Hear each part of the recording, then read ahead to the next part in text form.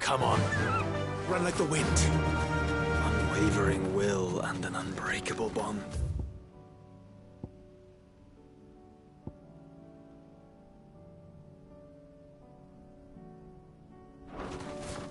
Do you really think we're strong enough? To save the world? Of course. To have overcome Father's political enemies. That I'm less certain. Especially knowing what we know now. Mother was truly capable of. Perhaps these bands would have helped. Knowing he was with us would have made all the difference.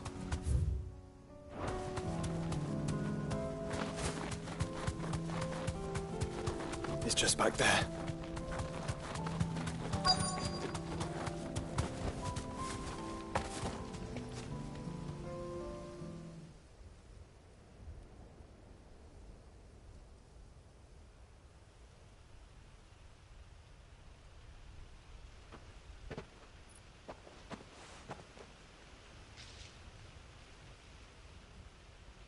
Father always fought for what he believed was right.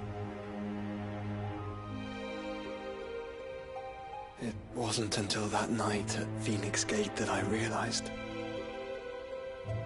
I had never fought for anything. I always had someone else to do the fighting for me.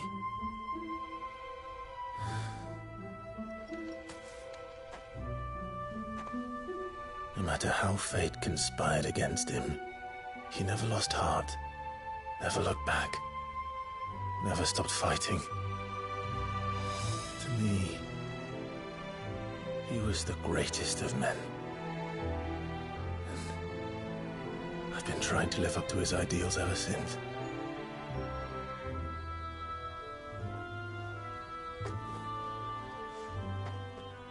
We all have, Clive. We all have. And we'll keep trying. Because that's what he would have wanted. What he would have done himself. Even if it meant standing against the very gods in the heavens. I shall be borrowing this, Father, if I may. That you might watch over us as we follow in your footsteps.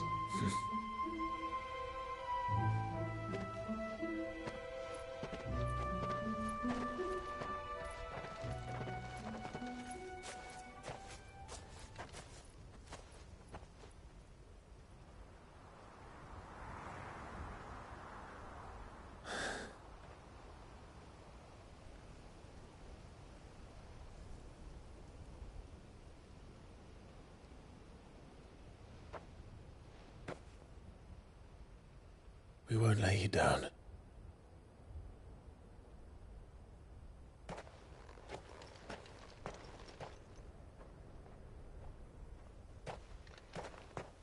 Onward then. Onward. To the end. And to a new beginning.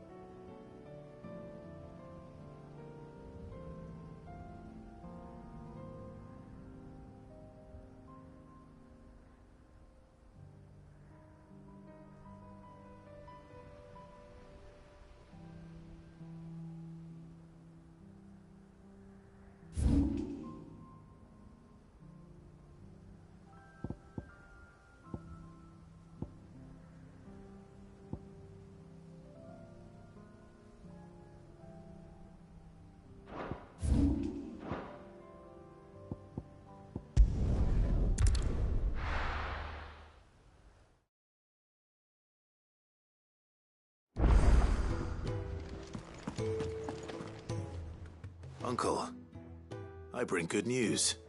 The Field Marshal has agreed to your plan. Ha! Of course he has. I didn't doubt you for a moment, dear boy. Rutherford is accompanying him back to your manor in Port Isolde as we speak. They will await your return there. As will one other. One other? Who, exactly? Lord Havel was concerned that even if he could get the realm's armies to agree to an accord, he might not be as successful in convincing those with political power. He asked if I might have a solution, and I suggested a certain Imperial Lord Magistrate turned Liberator. One of your co-conspirators? Master Quinton would probably call me one of his, but yes. Another outlaw, then. Just the thing we need to put these rotten politicos in their places. Good thinking, Clive. I'm glad you approve. The more the merrier, eh? Uncle, assuming Havel and Quinton can solve our problem with the armies, you still haven't mentioned how we might manage the grain shortages. Oh, don't you worry, my boy. The 7 high houses will be seeing to that. They have all agreed to make the most generous of donations. Oh, of course, it did take a little persuasion, but luckily I had some unexpected help. From who? Why, you, my boy. Rumor has it that you rescued the Lady Ariane's head steward Rockford from a horde of bloodthirsty bandits. It was more of a handful. Well, the old battle-axe was so pleased. She had a shipload of talents delivered to my private docks by the next new moon. And when the other houses saw the parsimonious old crone's purse strings finally loosen, they as good as tripped over themselves in the rush to follow suit. I'm happy to hear it. Now, I must be getting back to the manor. Join us there at your earliest convenience, would you? Of course, Uncle.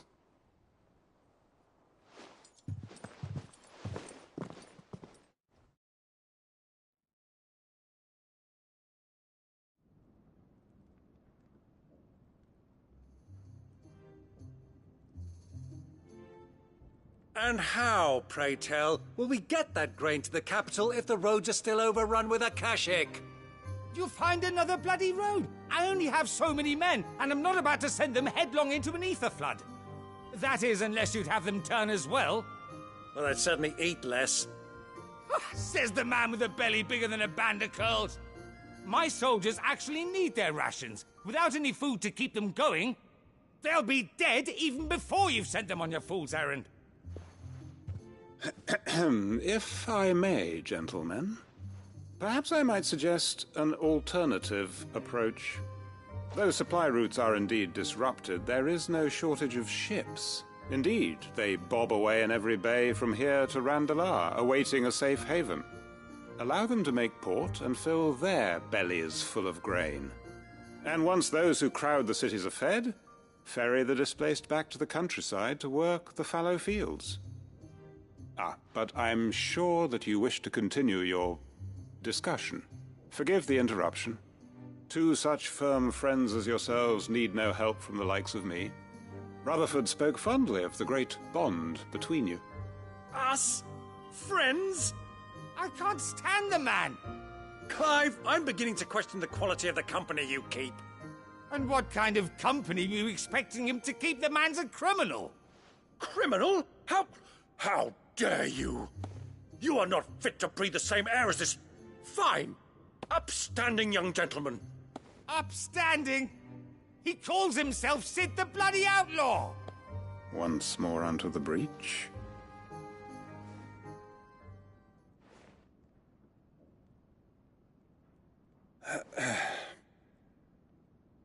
Shall we begin again? What we seek here is not to create a new nation, nor to claim the thrones of those that already exist. We wish simply to bring stability to the realm that mankind might weather the current storm. And to do that, we must convince those in power, the generals, the statesmen, the nobles, that our cause is just. There will be disagreements, yes, and I imagine some resistance, much resistance. But we cannot let that deter us. If we show them the path, show them that we walk it ourselves, then I am confident they will follow. The fate of the world lies in my nephew's hands, but the well-being of her people lies in ours. And we must not squander the chance that Clive has given us. Uncle Byron, Now, with that settled, let's move on to the signing of the Accord. For what great moment in history hasn't been accompanied by a little ceremony?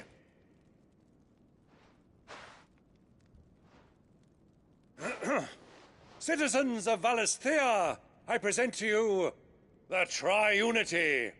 Rutherford, Mike Will.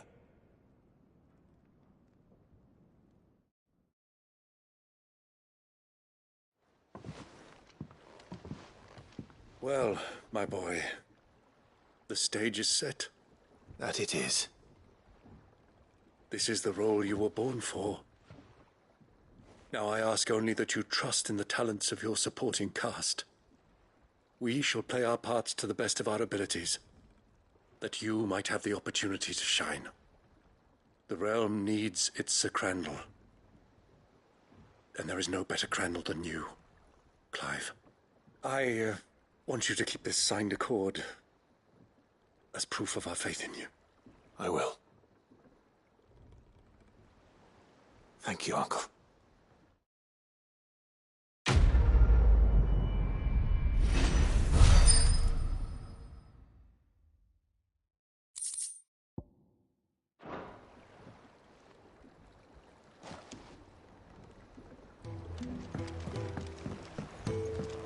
What do you think that thing is?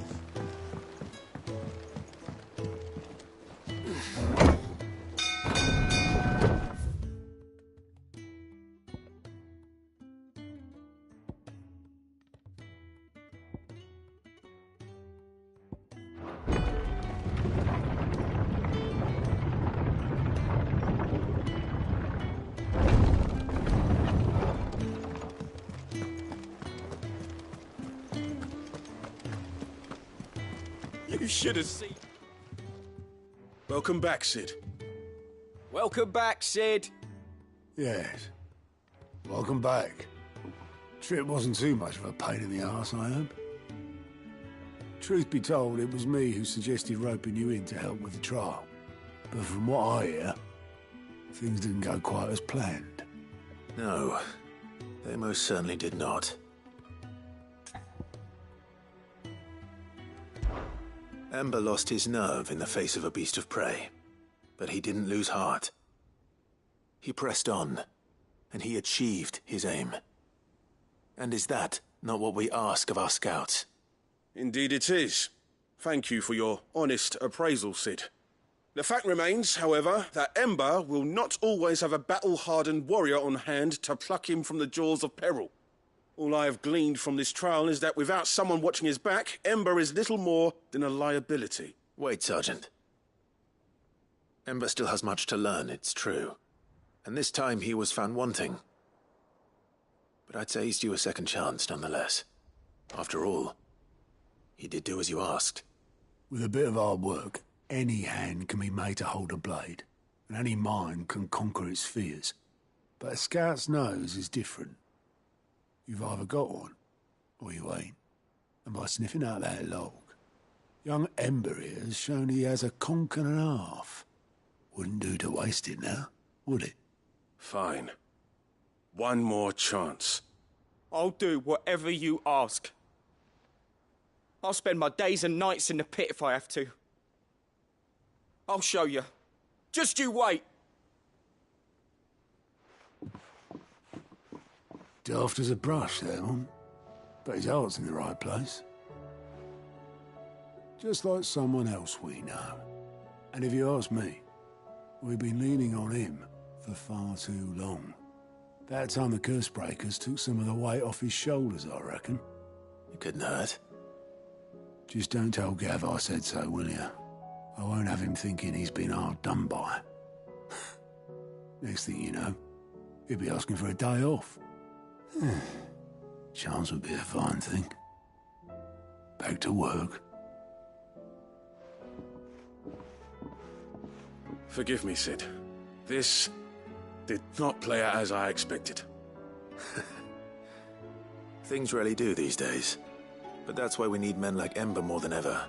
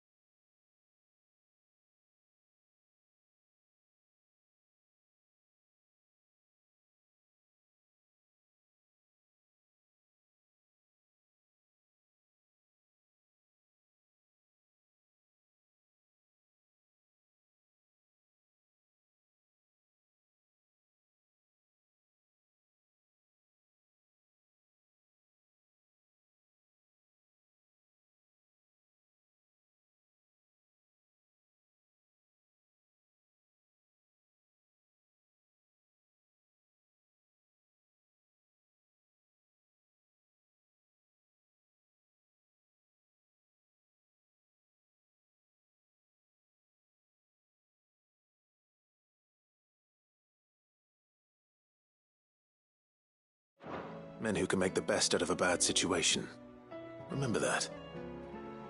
I will, Sid. Thank you.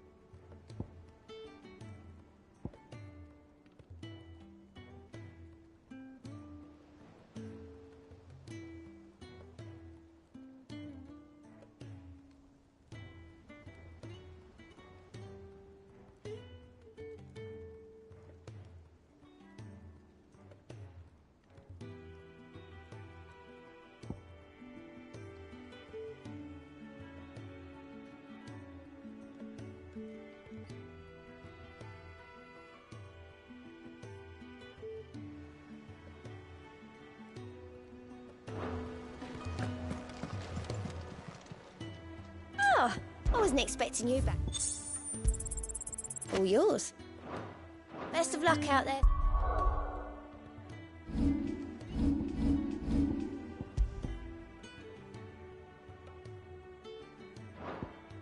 Sid?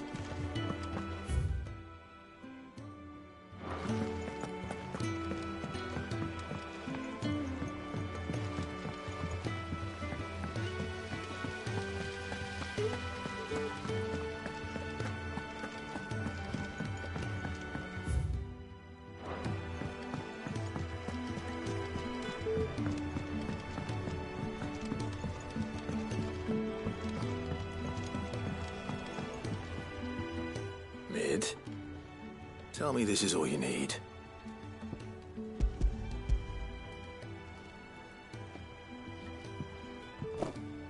Aw, you make it sound like I asked you to save the world or something. Tell me this is all you need. It's most of what I need. After you left, I went over the figures again, and I realised I'd forgotten a 1 and a 0. And a cogwheel. Just a tiny one. Though, that's the problem.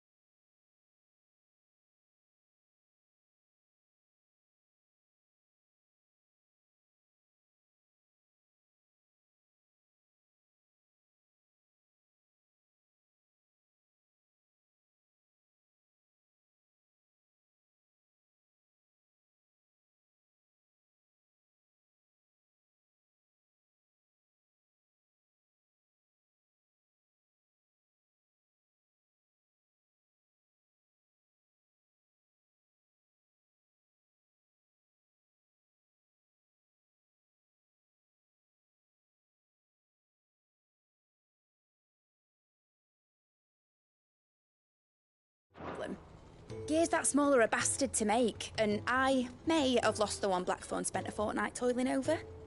Wait. The children. When they took apart your scales, there was a tiny brass gear. Now that I think about it, they didn't use it when we put the scales back together. The young'uns? But why would they... You know what? I don't want to know. I'll keep working on the model. You go and find that cog.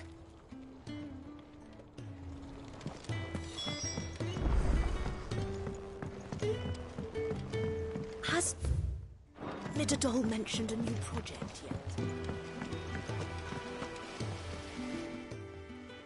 Sid! Is Mid still hiding from us? She wasn't hiding. She's fine. She's just busy working on her next project. A new invention? What is it? What is it? Is it an airship? I bet it's an airship! Do you think she'll let us help? That just so happens to be why I'm here. She needs something special, something only you three can provide. A brass gear.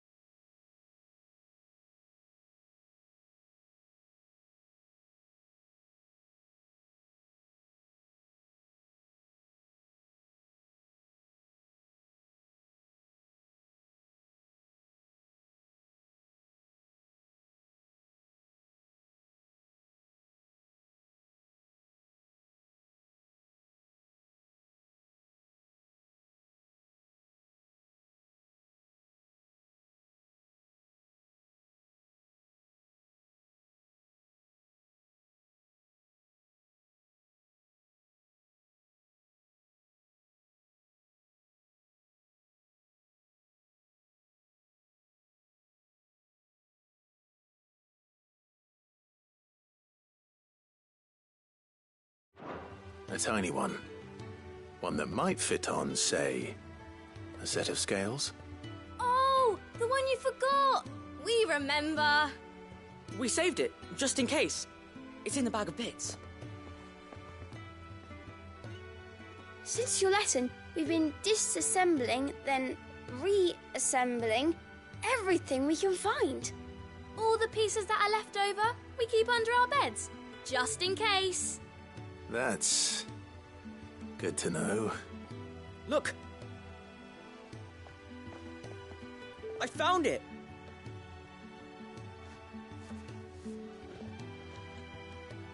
Is that all? Just the gear? We have more parts if Mid needs them. That's all for now. But I'll let Mid know about your hoard.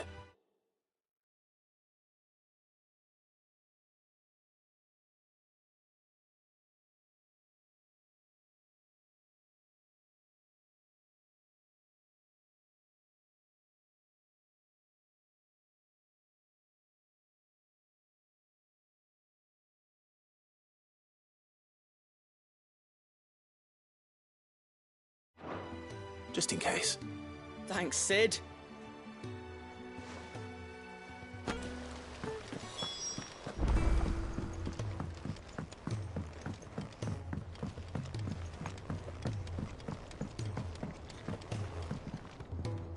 Well, did they have it?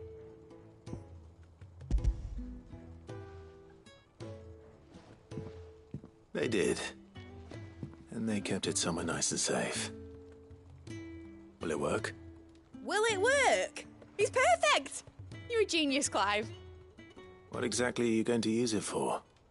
Only the most important job of all. The wings aren't going to move on their own. But with the right cog in the right place... well, you just wait and see.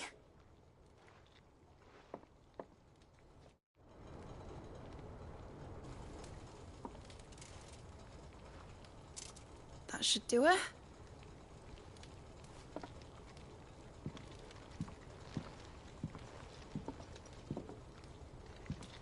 Here goes nothing.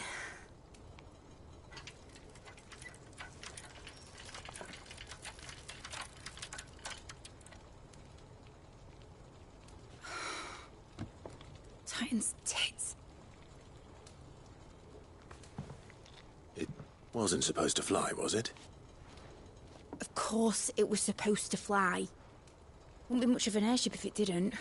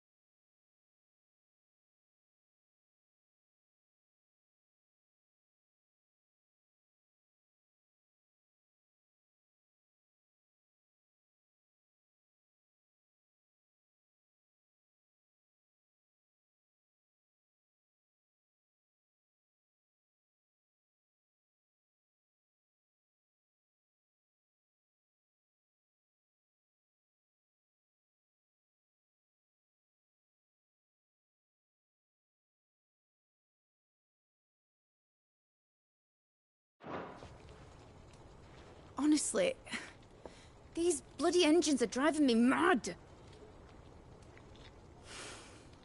I was so sure this would be the day she soared.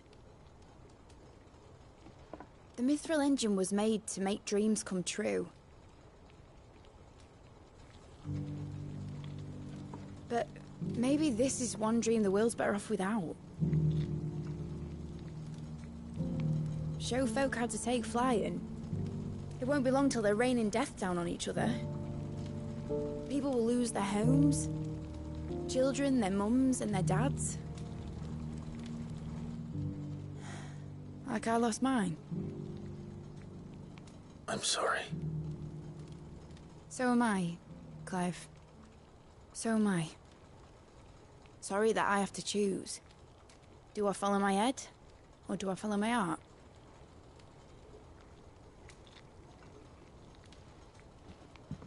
Good question. The first time I stood on the deck of your ship, felt the wind in my hair. It was like I was flying. But imagine how it would feel to actually do it. My dad always said there were two ways of living life. Chasing a dream or shuffling to your grave. And he were right. Right about a lot of things. Not that I like to admit it. People need dreams to chase. Especially in a world like this.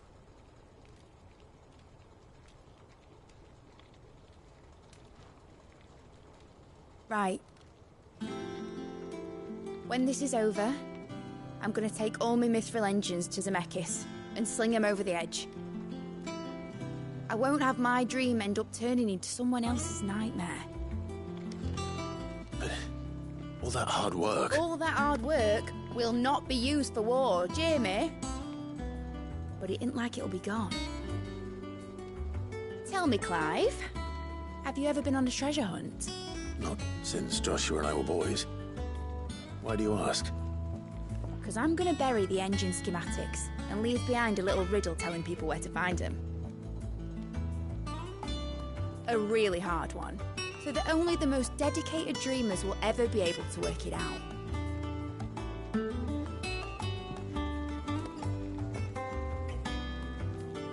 Ooh, I can picture it now. Some daft general squinting at the words with a gormless expression on his mug. Like that one, yeah. Right.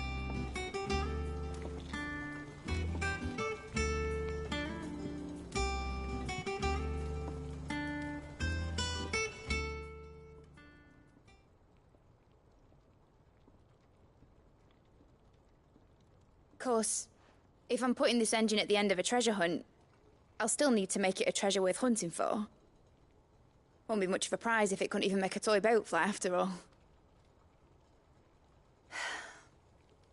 My dad always said,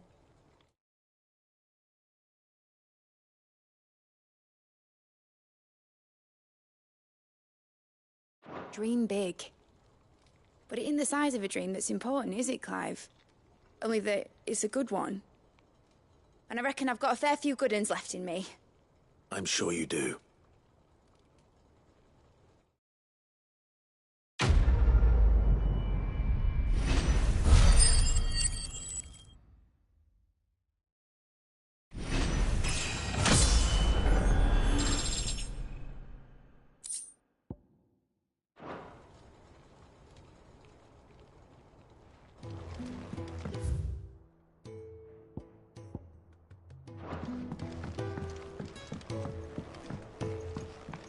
Has Midadol mentioned a project yet?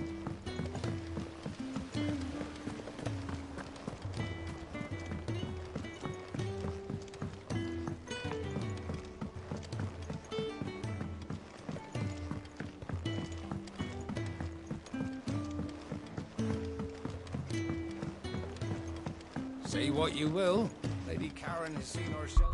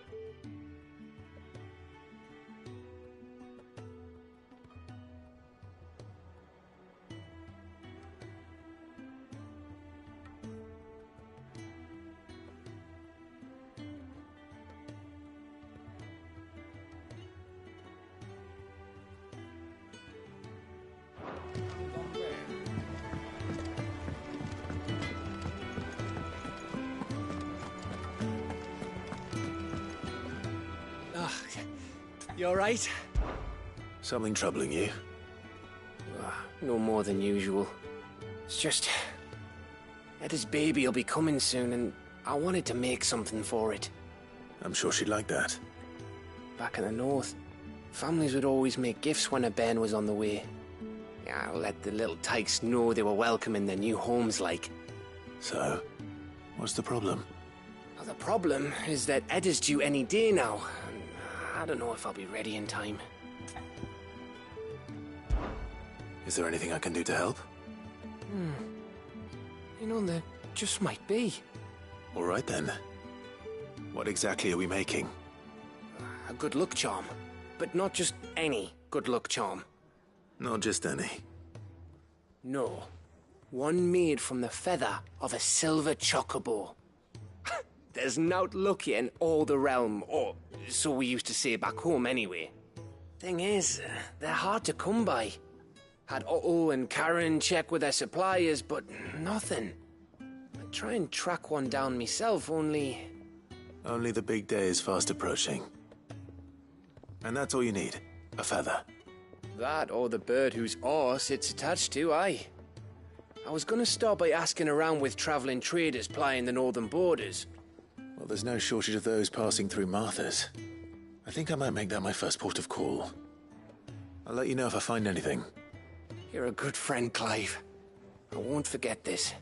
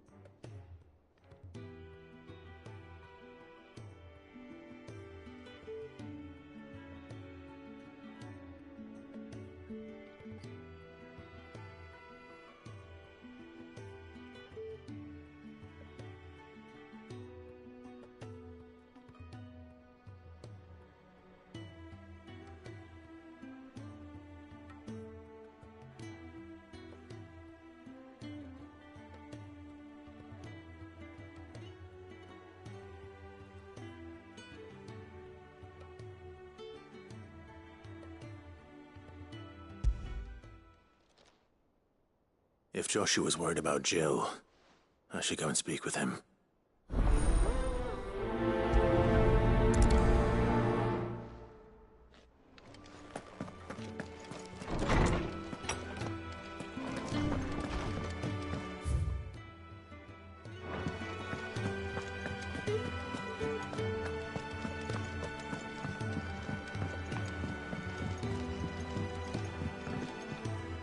Joshua, I read your message. You're right. Jill is different. I don't think I'd realized how different, but since we returned from Drake's spine, I've felt it more and more. I suppose it's not hard to imagine why. She doesn't think she belongs anymore. And that's why we need to remind her she is still one of us. To let her know that we still need her. Now more than ever. That you still need her. But how to do that? When last we were truly close, we were but children. Of course. Do you remember the time we accompanied Father on his annual tour of the Duchy? And Jill and I broke from the procession to ride up Man's Hill. To see the snow daisies, I remember. It was the first time Father had allowed us to join him. And when he realized you were missing, he had the entire retinue down to the pot boys combing the countryside. In the rain. A thunderstorm forced us to take refuge in a grove of oaks before we'd even made it halfway there. It was the Lord Commander who finally found us, and needless to say, he was none too pleased. Then it seems you and Jill have unfinished business. What do you say? Man's Hill. It's not that far. Oh, true. Though I suspect it is also much changed. Little in southern Rosaria remains as it was when we were children. You're saying I should go and scout the area for bandits? I'm saying we should first go and see if there are actually still any snow daisies left. What would you do without me, Clive?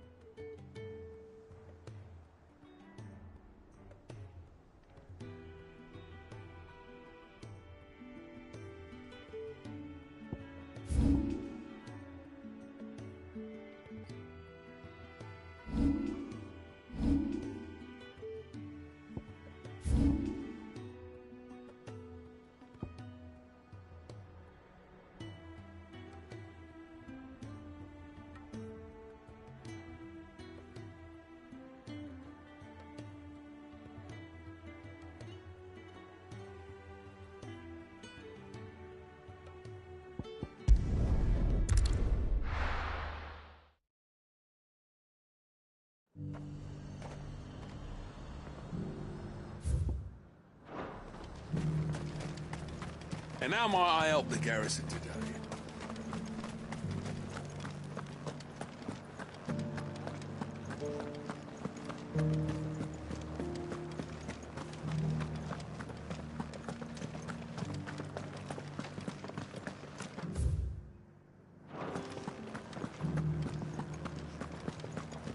Haven't seen any of those beastly blue-eyed...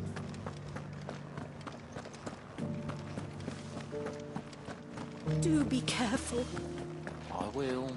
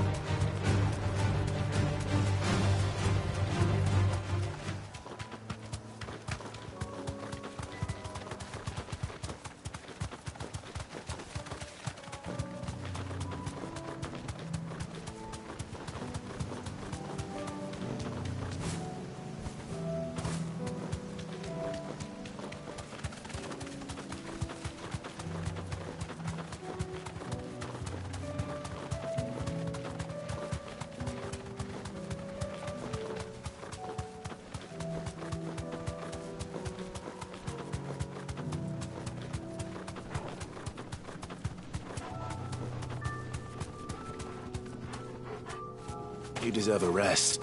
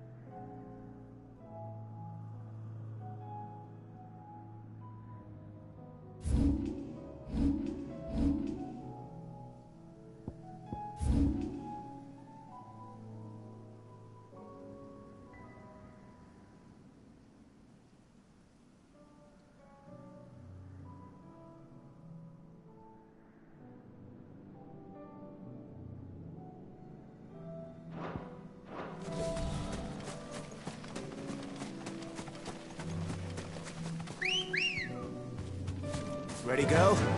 Run like the wind. Yes!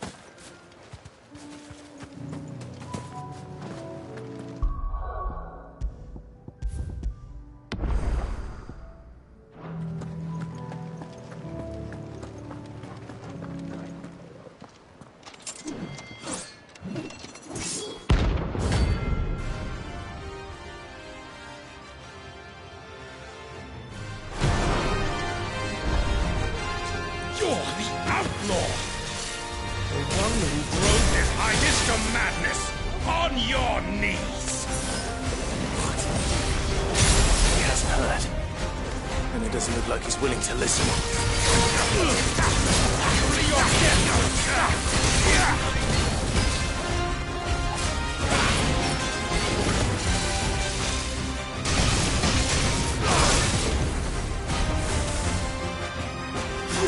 It's all your fault.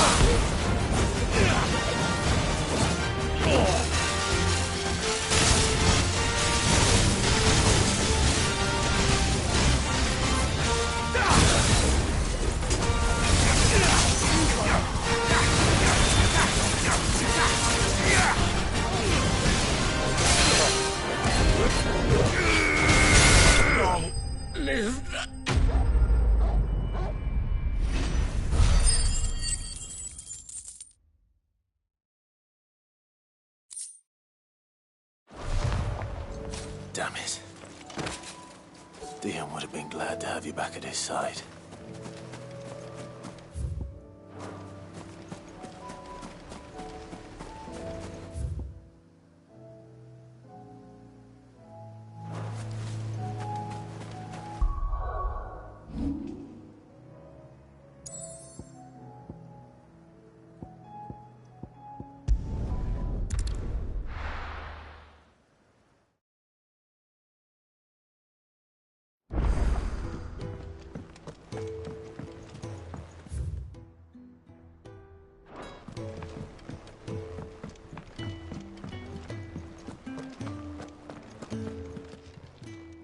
Still alive, are ya?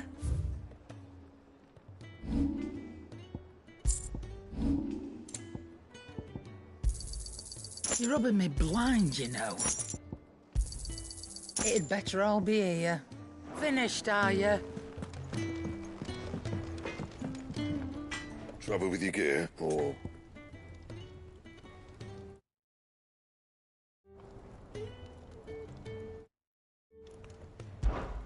So, what'll it be? Not bad, if I do say so myself.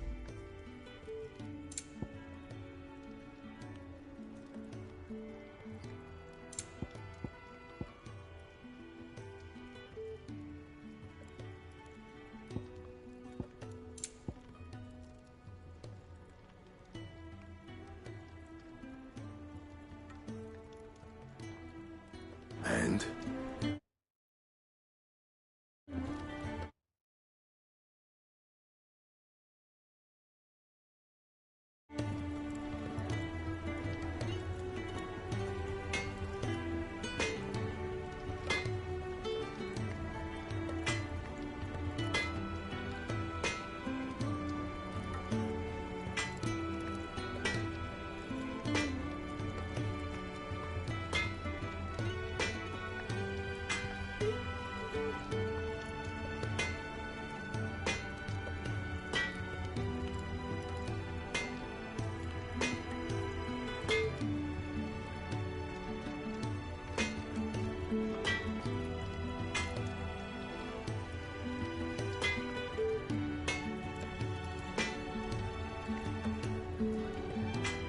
What do I owe the honour?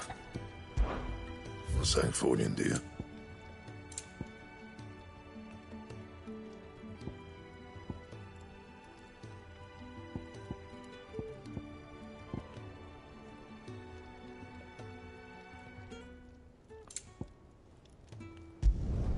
Should last you a good while.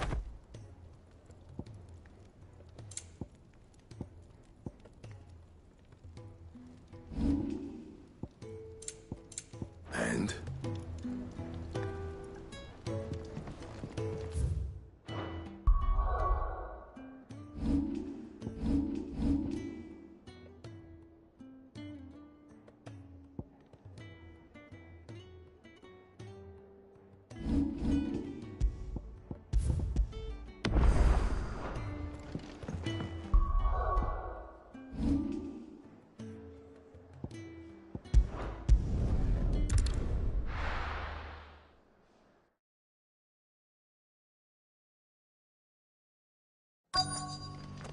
Let's hope one of the merchants here has what Gav needs.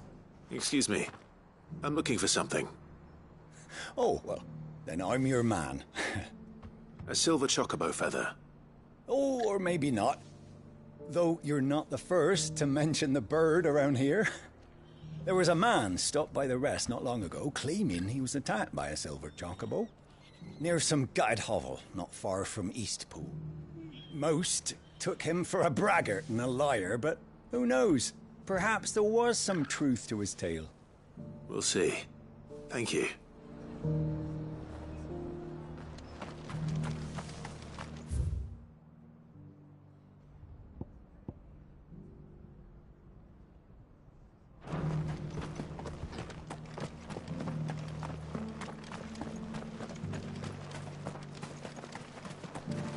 Anything catch your eye?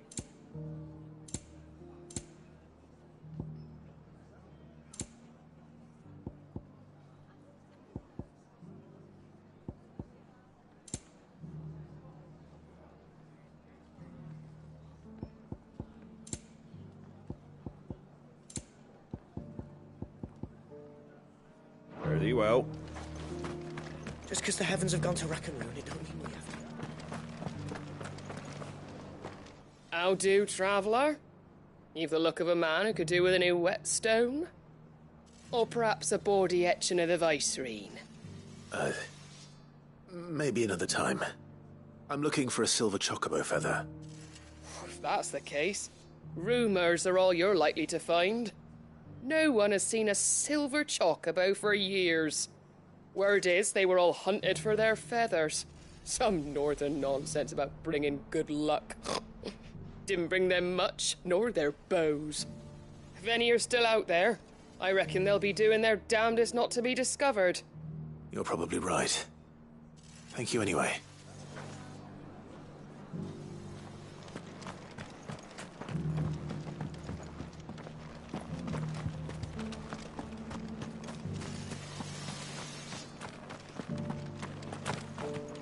It doesn't still hurt, does it?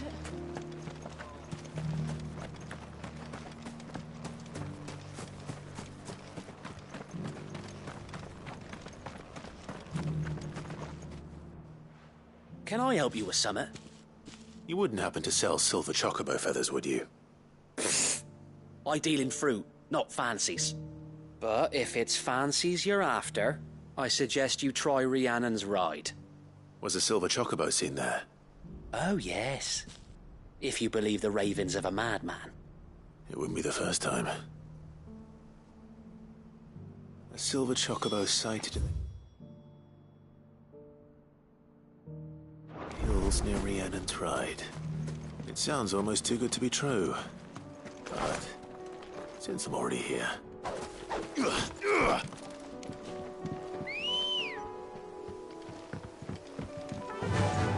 Fly, Ambrosia.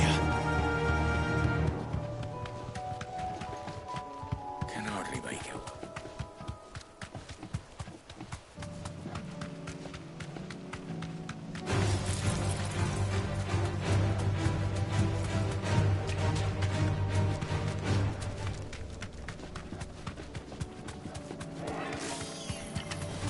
Time to fight. Drags. Not left by bandits for a change.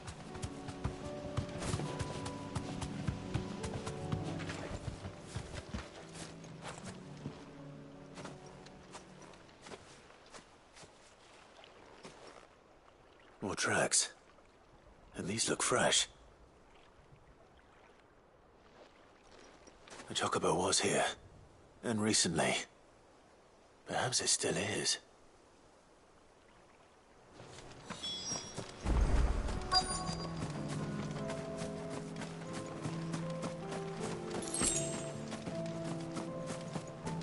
I don't hear anything.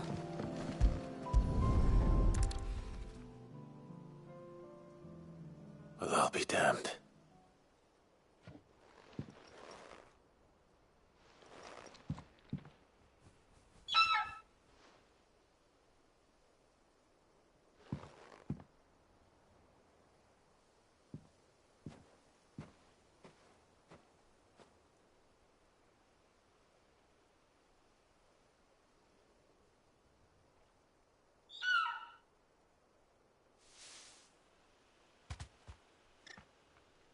It's all right. I'm not going to hurt you.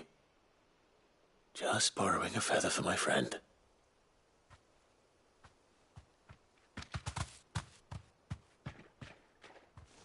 Thank you. Let's get this back to Gareth before they change their minds.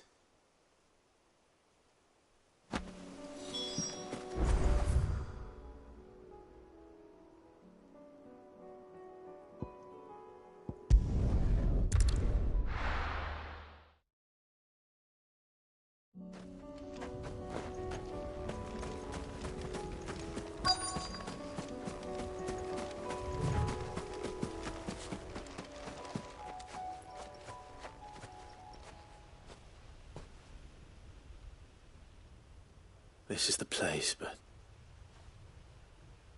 I'm sorry, Clive.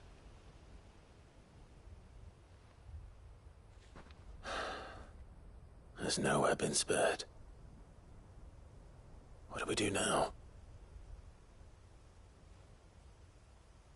We keep looking. Man's Hill cannot be the only place where snow daisies grow. Perhaps, but it's the only place I know of. Knew of. Then why not ask someone who might know of another? Someone at the backyard? To the hideaway, then.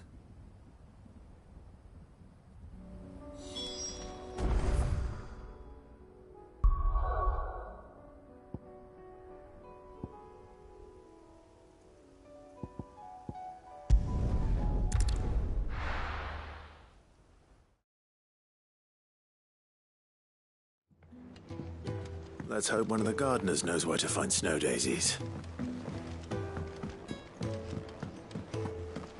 It was no trouble. Clive, you're back. How'd you get on? Any luck?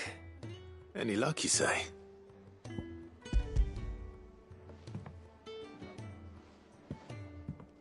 Crystal's crack.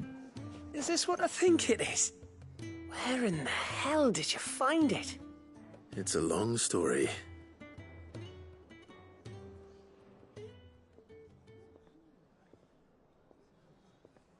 Right there on the road to Eastpool. Who'd have thought it? Everything up there's been abandoned for years. The empty cabin made for the perfect shelter. Though I fear my presence may have forced the poor creatures to look elsewhere. Don't blame yourself, Clive. The Blight's right on Eastpool's doorstep. They'd have had to move on before long, even if you hadn't have turned up. They'll find a new home. Trust me. After all, that's what us endangered animals do. Anyway, what matters is, you managed to nick us one of their quills before they could run off. And now all that's left is to fix it to the carving. I didn't know you could carve. Reckon there's a lot you don't know about me. Like the fact I'm as good with a whittling knife as I am with a sword. And that bone Ember gave me's a dream to work with. What did you say it was from again? An Avis? But it weren't your Avis, Sid. I slew one of my own at last. So all those long nights in the pit finally bore fruit. I'm proud of you, Ember. Don't speak too soon. I ain't done my trial yet. There we go.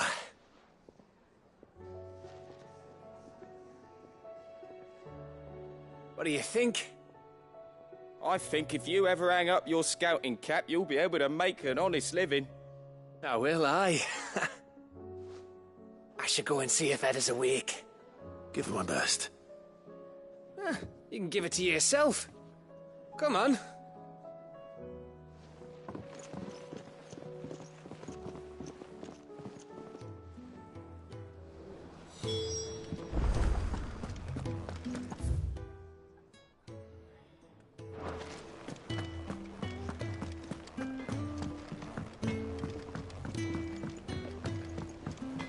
Say what you will, Lady Karen has seen our...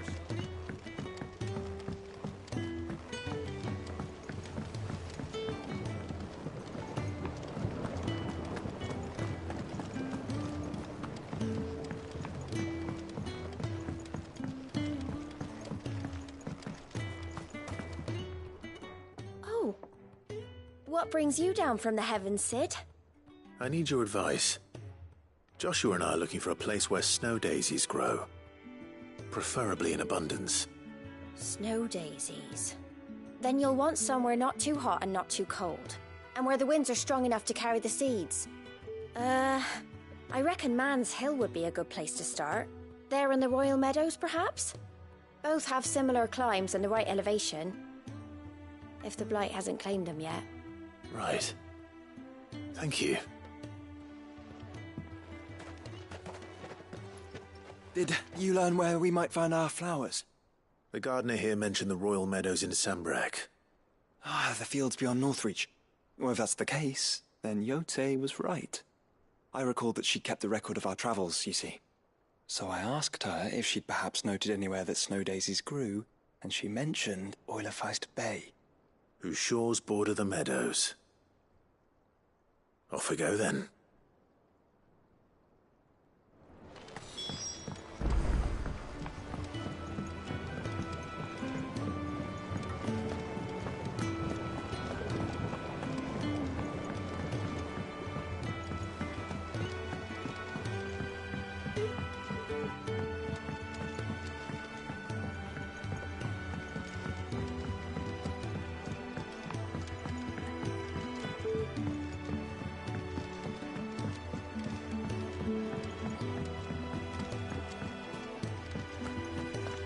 Perhaps it'll tell us about his adventures in Ash.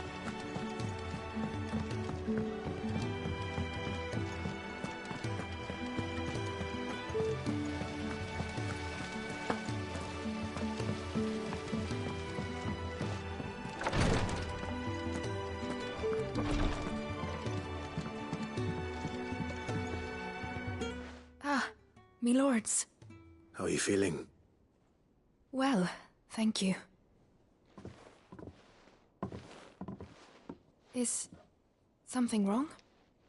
Wrong? No, nothing like that. What it is... Go on, please.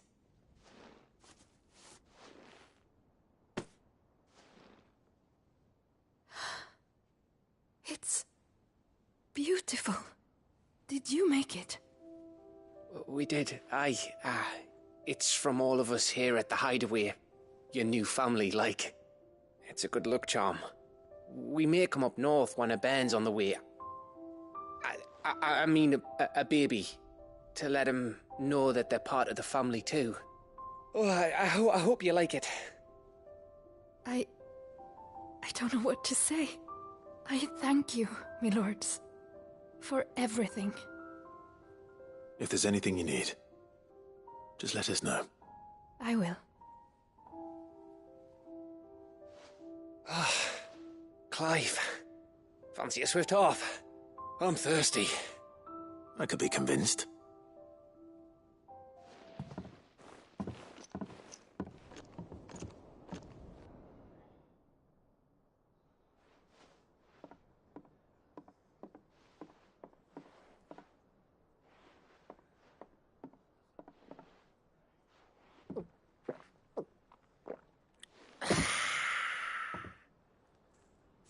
Don't you think you've had enough?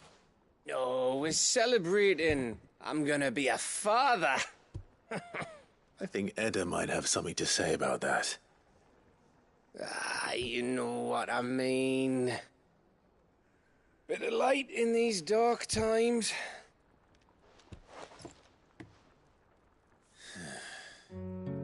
Wasn't long after me 10th name day, my mum told us she was with child again.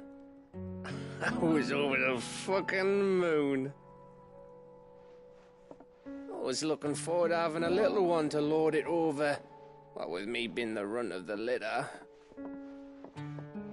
Thought I'd finally have a chance to prove to the world that I could be a big brother. Imperials came the day she went into labour. Had myself a baby sister. And then I didn't.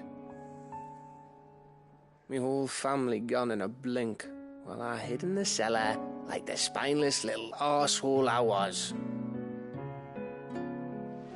Great brother I turned out to be.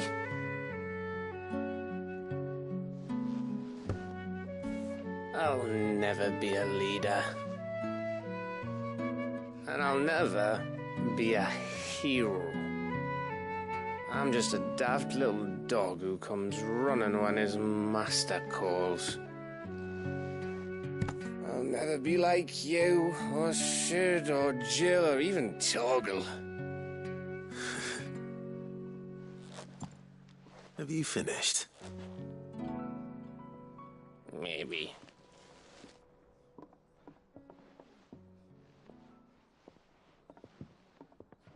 Do you know why you're our best scout? Because you don't need anyone to hold your hand.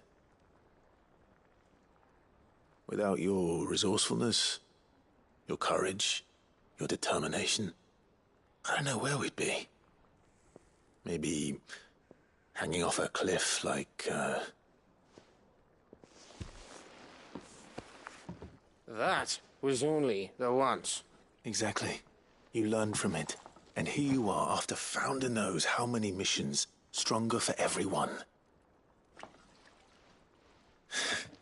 And let's not forget Rosalith. Who was it who freed me from the dungeon? Who was it who ran to Jill's rescue? That would be me. Because you're our brother, Gav. My brother.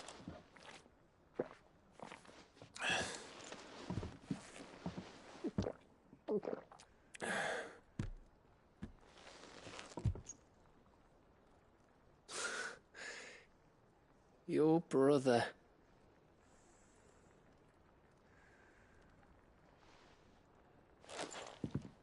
Which means that when the time comes, I get your room. And your sword.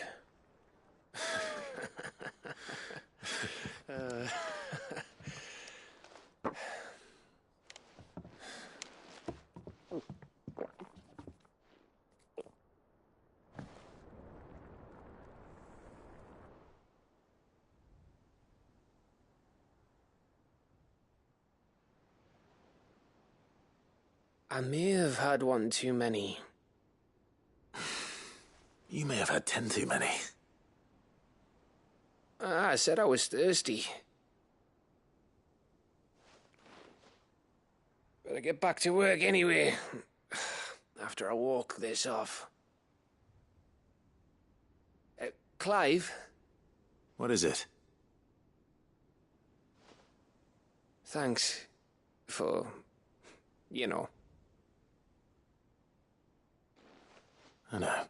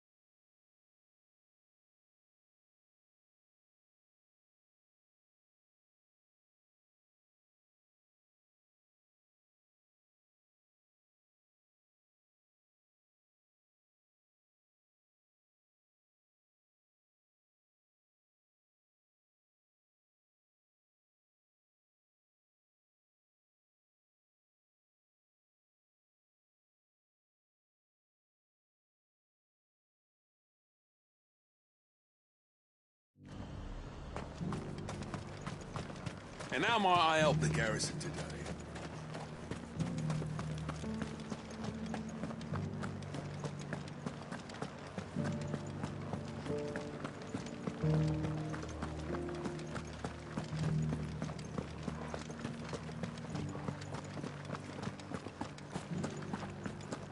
I haven't seen any of those beastly blue eyes.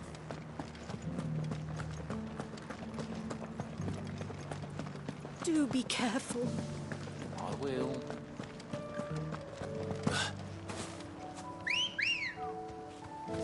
Come on. Faster!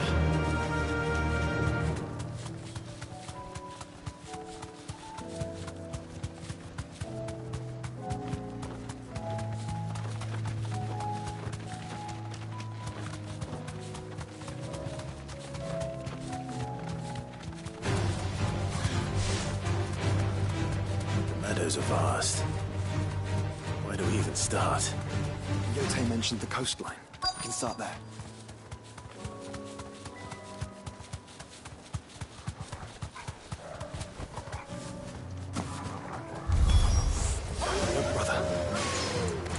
see them?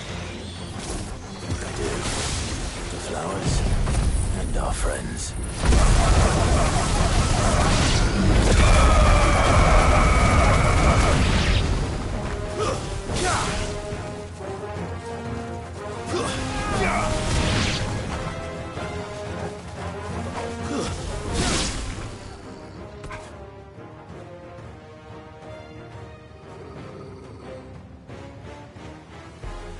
What do you see, boy?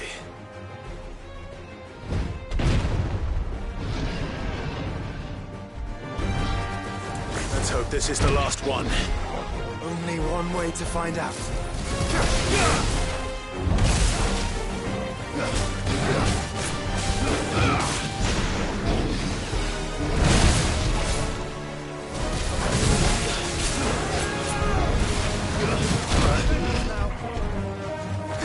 To me, boy!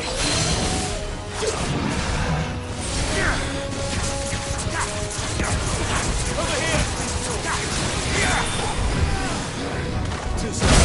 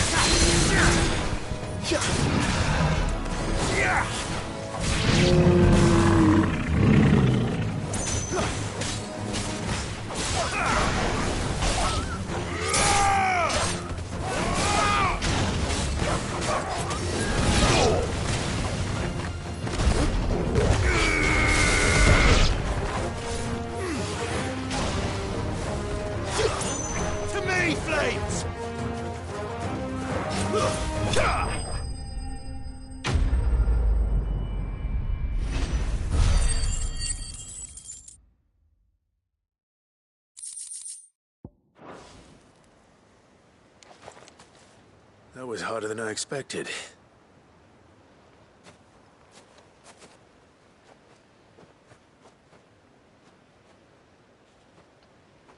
But Founder, it was worth it. They're beautiful. Do you think Jill will like them? She'll love them. Come on. Let's go.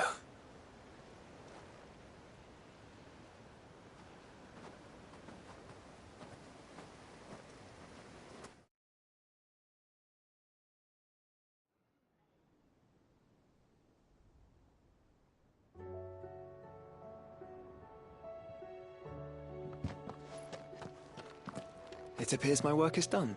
The rest, as they say, is up to you. Well, you and the skies. We wouldn't want another thunderstorm now, would we?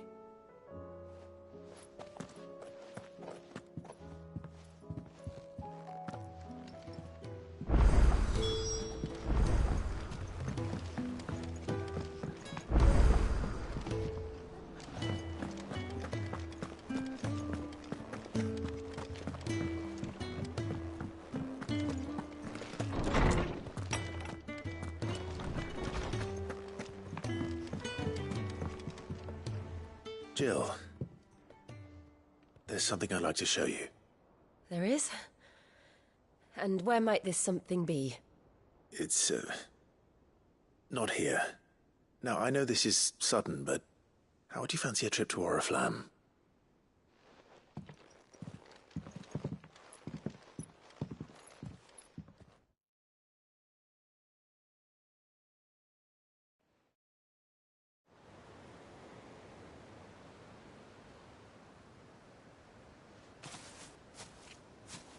There are so many.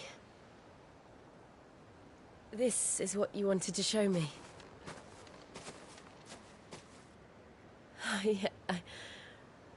I don't know what to say. You don't need to say anything.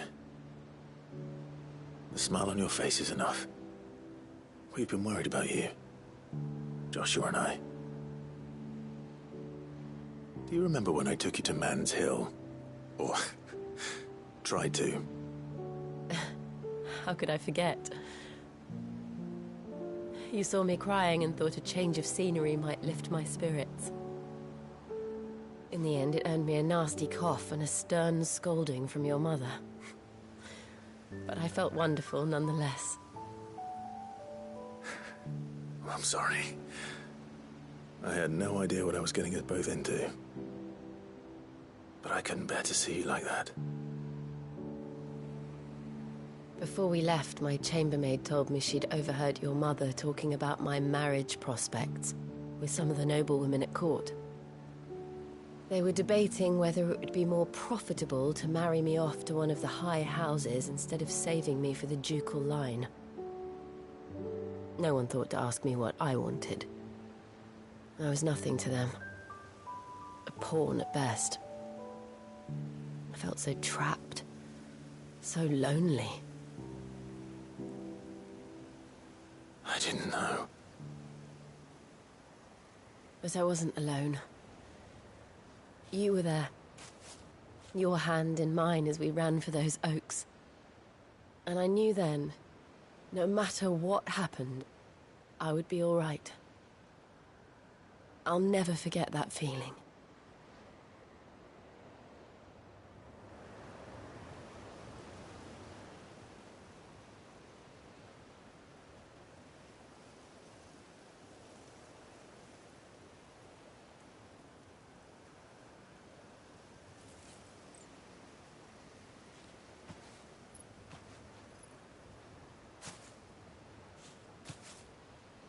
Before we broke camp, the morning after the storm,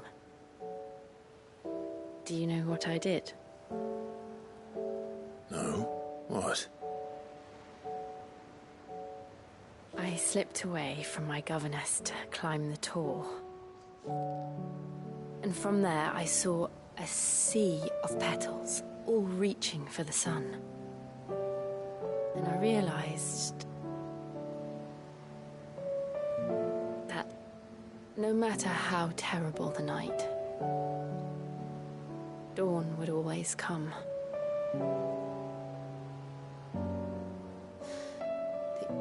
That you would always come for me. And you have. Again and again.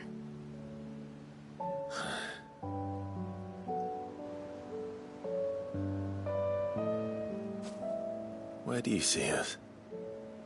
When all this is over?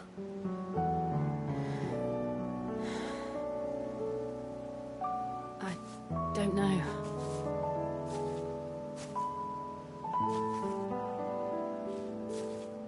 Not here, though. I think I've outgrown the twins. After everything we've been through, the realm just seems so small. I'll need some space to spread my wings. Then that's what you'll have. And I'll stop at nothing to see that you do.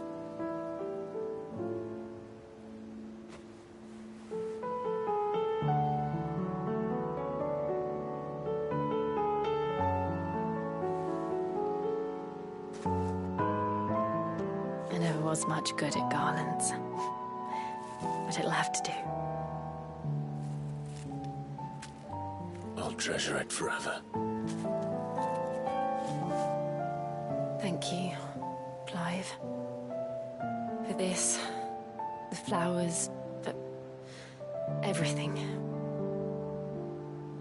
It's exactly what I needed. You are my treasure.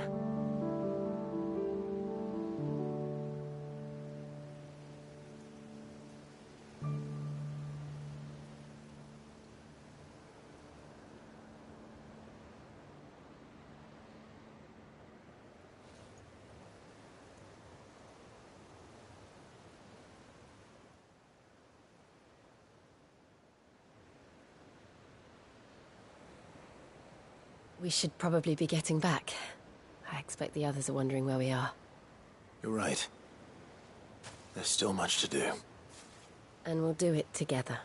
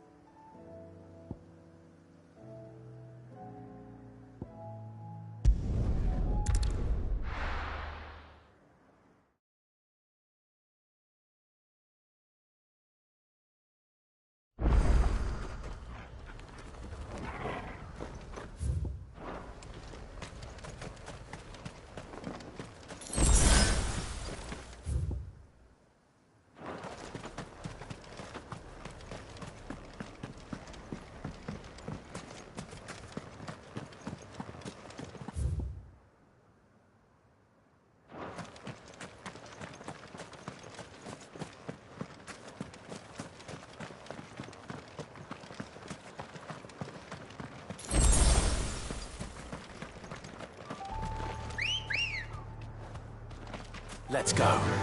Fly, Ambrosia.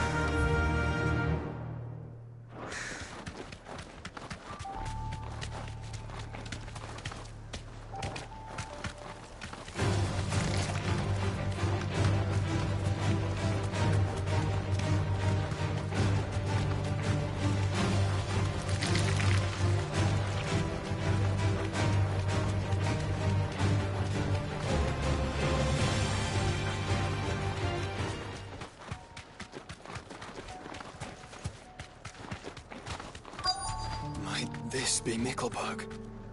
Be safe.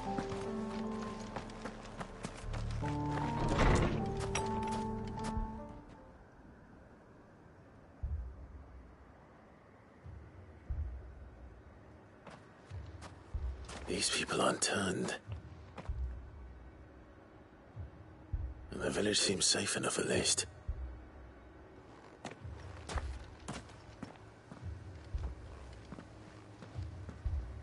What is going on here? Ah.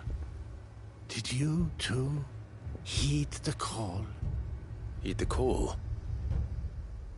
No, I came here looking for someone. To be honest, I wasn't sure I'd find him here. Let alone all of you. Is that so? What are you doing here? Is this where you live? It is my home. The others, they heeded the call. You keep saying that.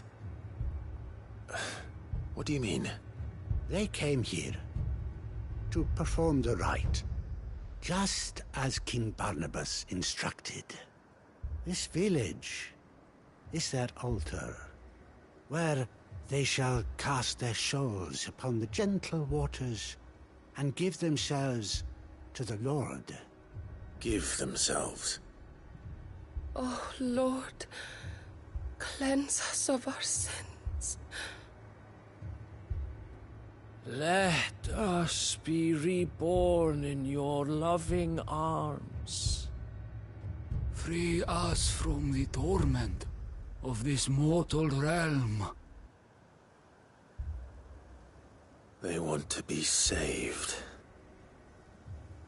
Forgive me, but did another foreigner like me come here? He was probably wearing a cowl. You mean the traveler from Stone? Yes. He is staying at my house, toward the rear of the village. Thank you. If you don't mind, I'll go and greet him. They seek the same salvation, but did. At least the third chair still lives. Let's go and find him.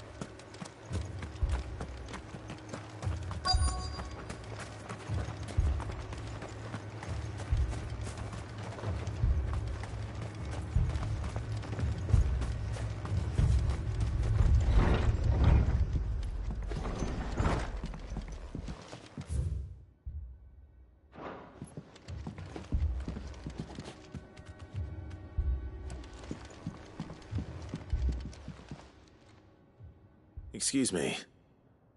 Are you with the Undying? I am. And so it would appear, are you?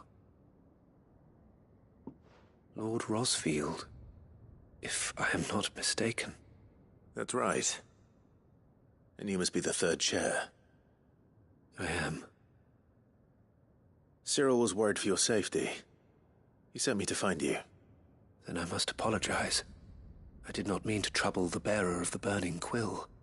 Much less you, my Lord Marquis. He said that you had failed to report. Is there a reason for that? I came here to study the followers of this new faith. But the more I learned of them, the more my own faith began to falter. You have seen them at their prayers, have you not? They devote themselves to the veneration of their Lord with a fervor I have never seen before. Praying night and day that they might be rid of their wicked wills and reborn in their Saviour's light. Not that they might be granted respite from their worldly woes, but so that they might continue to serve him. Serve him with all of their beings. I, too, swore to devote my life to the service of my Lord and Master, but this... 'tis different. It is more. And so I would see it through to the end. See these people safe, that they might achieve their dream. That they might do their duty to their Lord. Even if it should keep me from doing my duty to mine.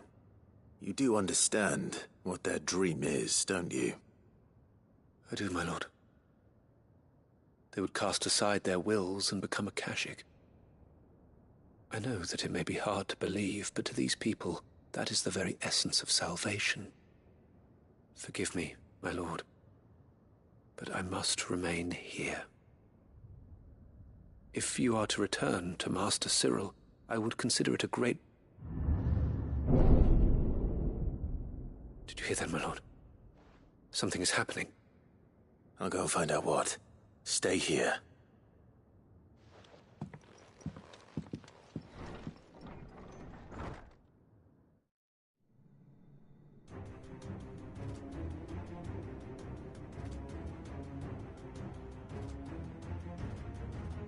Beneath the flood. Oh no. There must be something I can do.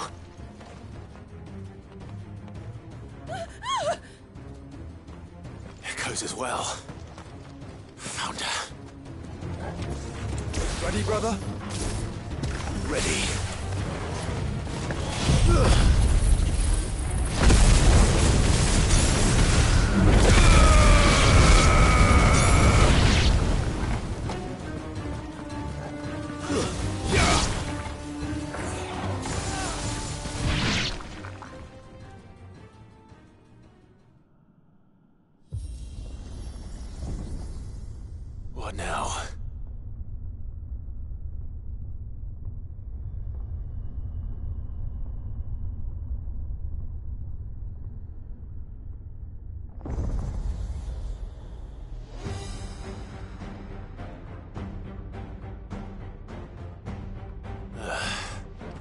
We meet again. I've killed your kind before. Too slow.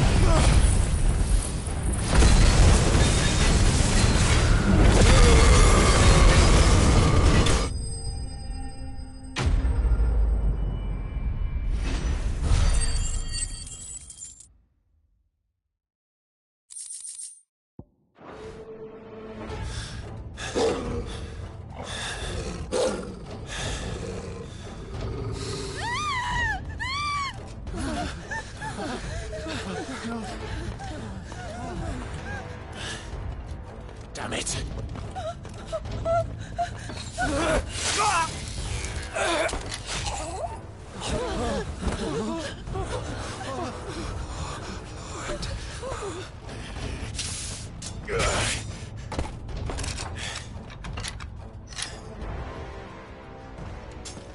Don't you die. Come on, speak to me.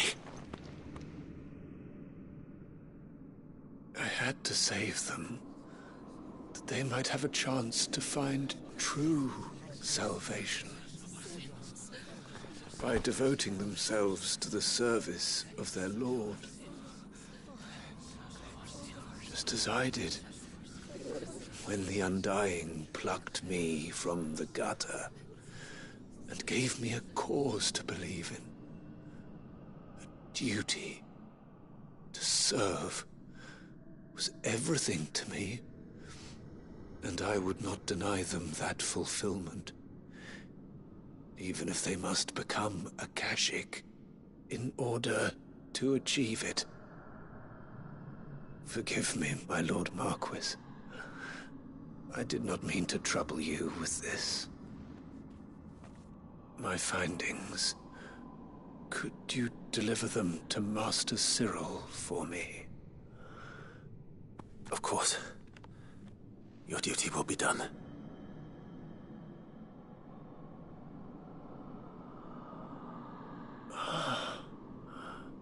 Look, my lord. They are saved.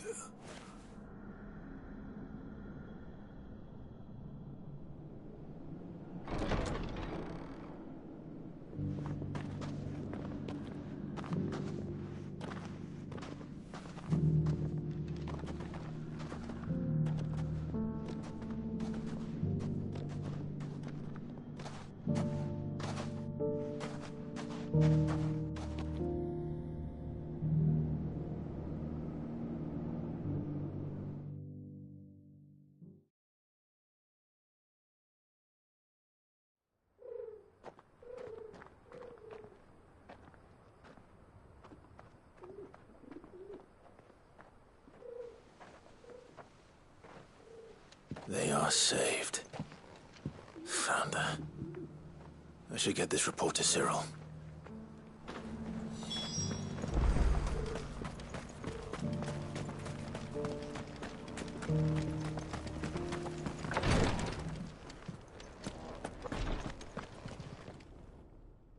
My Lord Marquis, welcome back. I am glad to see you hale and whole. I met with your third chair, Cyril. He bade me deliver his findings to you.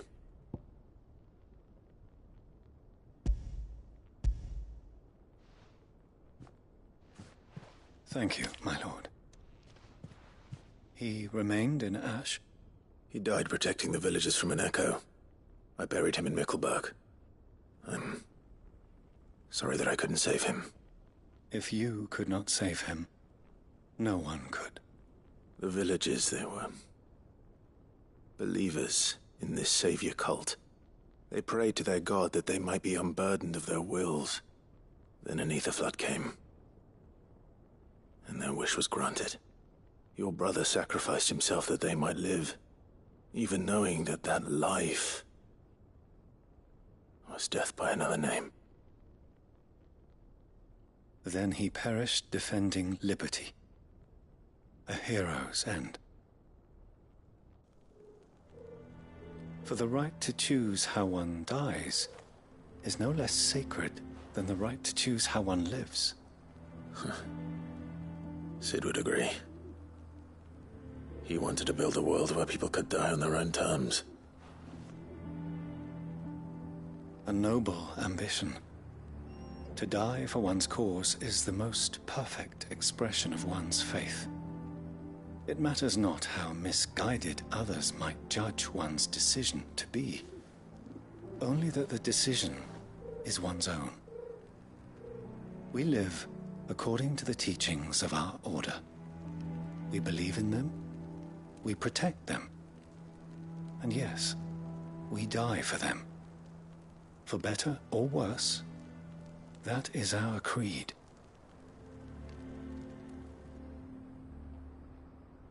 But he didn't die for your creed.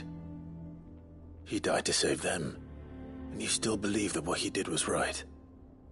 I believe that he believed it was. We of the Undying are not slaves, but willing servants. And this was his will, the ultimate expression of it. All right.